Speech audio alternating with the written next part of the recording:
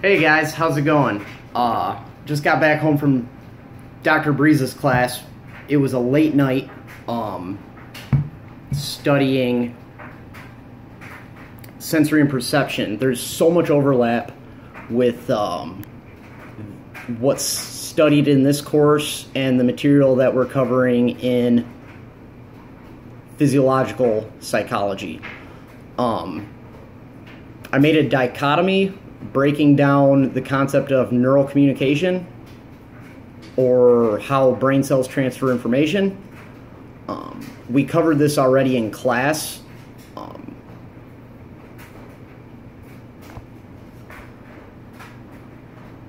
But to try to contextualize it, I'm sending you this video as I understand it. This isn't to be considered fact or doctrine. I'm not an expert. You're not experts. We're learning this, but we can learn from each other.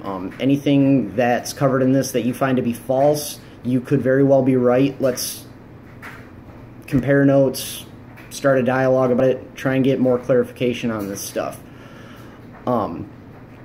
Anyway, most of these things are happening at like cellular levels. A lot of the chemical processes can't be seen, so it's all very complex and comprehensive. Some of it's very abstract. However, because we can measure these things, we know they exist, so they need to be taken into consideration. Here's the dichotomous breakdown that I made as I understand it. Here we have our neuron, and with the neuron, you know, it has its main components: the nucleus, which contains neurotransmitters such as dopamine and norepinephrine, chemicals that cause a response in a brain cell. You've got your dendrite, which is the receiver that receives neurotransmitter from other cells, and you've got your axon, which follows down into an axon terminal, which transfers the neurotransmitter to an adjacent cell's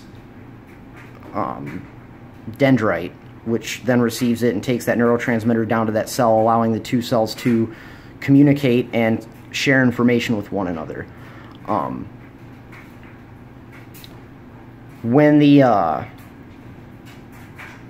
When neurotransmitters are released from the nucleus, they follow down the axon through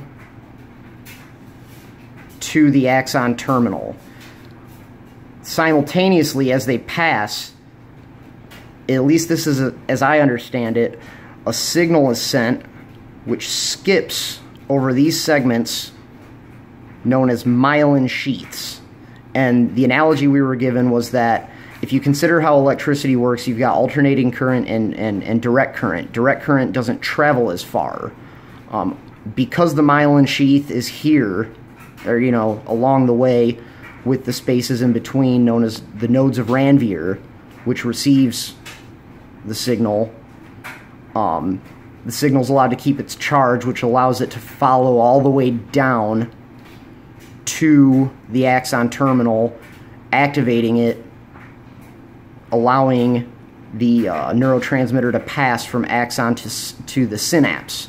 Synapse is the space between the axon terminal and a dendrite of an adjacent cell, and that's where the transfer happens. One more thing to consider, inside these nodes of Ranvier, there's these things called sodium-charged gates. The sodium-charged gates allow for sodium particles to slip through into the axon, influencing how much neurotransmitter is released from the nucleus. There's also positive charges, or positively charged particles of calcium outside, and there's a calcium-charged gate inside the axon terminal. Calcium's larger, I think, than sodium, so it doesn't pass through the sodium-charged gates, but it does pass through the gate at the axon terminal.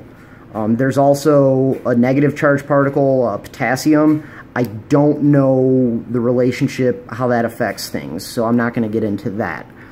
One thing to consider is that with that neurotransmitter, that's what carries information. Think of it as a vehicle.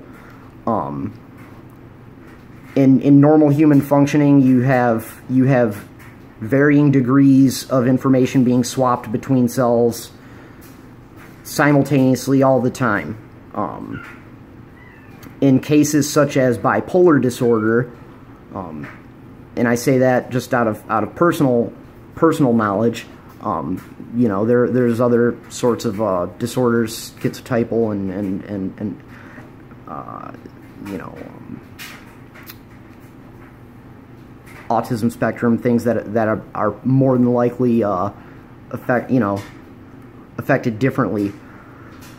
In the case of bipolar disorder, however, and I had a very good 20-minute long dialogue with Dr. Briza, and he pretty much confirmed that I was in the ballpark, at least as far as like a layman's term explanation of this thing.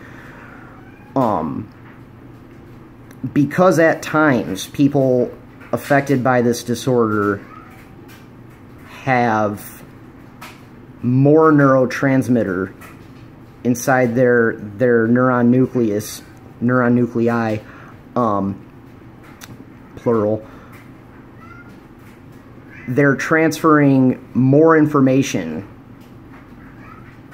or not necessarily more information, but more intense signals which spark more intense responses from cell to cell. This happens for a while during periods of mania or hypomania, the degraded form of it. However, when these intense signals are getting sent through axon terminals, and again, think of it almost as like a brain on amphetamine, cocaine, methamphetamine, or something. It's a similar effect where the cell's receiving it and responding to it. The axon terminal's receiving it and transferring it. However, the axon terminal, when it detects that it's getting to dangerous levels, it'll shut down, causing impaired functioning, which results in a downward slump into depressive slumps. Once the brain starts to go through withdrawals from not having enough of that neurotransmitter that it's been dependent on previously, these axon terminals start to slowly reactivate, causing an increase in brain activity, and it'll level out, and as it's increasing over time, and it varies, it'll increase again. Again, not making this about me, this is just a way for me to contextualize it. If you guys have anything else, again, this is a dialogue. This is not to be considered fact or doctrine. A lot of it is relevant, and Jamil witnessed that as well. Dr. Briza was very reassuring that we were getting it right.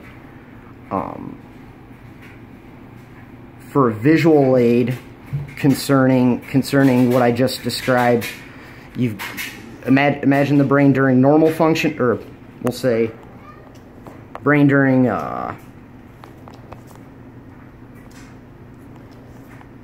normal functioning, brain during manic functioning, or increased functioning, or more intense functioning, and the decreased functioning of it.